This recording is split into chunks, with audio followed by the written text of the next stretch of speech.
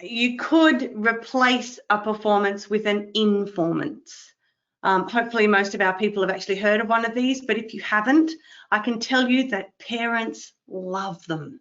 And it's not, and we're process orientated people, okay? The three people here on this panel, we love the process. And we know that the product will still be wonderful and fantastic by focusing on the process. You're not going to sacrifice the product. But as Xander has just said so eloquently, maybe you can just reduce how much product there is and explore it and tease it out a little bit more. Right? You know, more isn't necessarily better, it's just more. So maybe if you just hold back and give yourself some breathing space and step outside of the traditional model and really pull something apart and explore it, or if you did something like my piece 13 Moons, or one of my teaching performance through composition pieces where I give you pitched material and rhythmic material, and students, then they're not composing with pitch, but they're composing with, they might compose with rhythm, they might compose with texture, they might compose with tone color and orchestration, and they might compose with expressive techniques. Composition isn't about melody writing, it's about so many other things. And as a composer, you need all of those skills with all of those elements.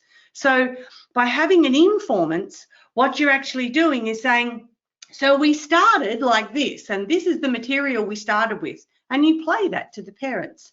And then what we did is we tried this, and you know, Johnny on trumpet tried this, and Belinda on flute suggested this, and this happened, and we all liked that idea, and we progressed it to here, and then we did this with it, and then we did that with it, and then you perform it.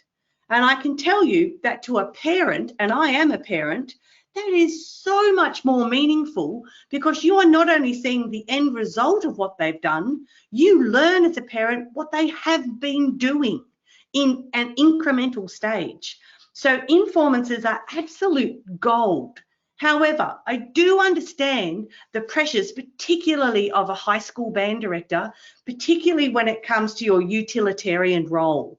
I've spoken to some band directors, and they say it's 90% of the job is that you are preparing this functional music. So in my teaching performance through composition series, I've included fanfares, I've included processionals, because if you're preparing that work anyway, then why not make it a creative process? Why not get students to consider how those pieces are going to go together, who's going to play what and when, what tempo it's going to be, and what you want it to say. Maybe your processional is going to be about a special staff member who's leaving. And maybe that's an emotional connection. Remember, we're trying to provide context here for students. So there's ways that you can build it into your program rather than grabbing the same old resources to fulfill those utilitarian roles. Greetings from DCI.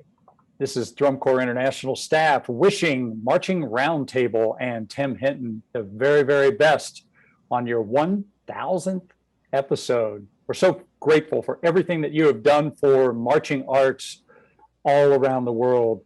Keep up the great work. Congratulations. Thank you. Congratulations. Congratulations. Congratulations.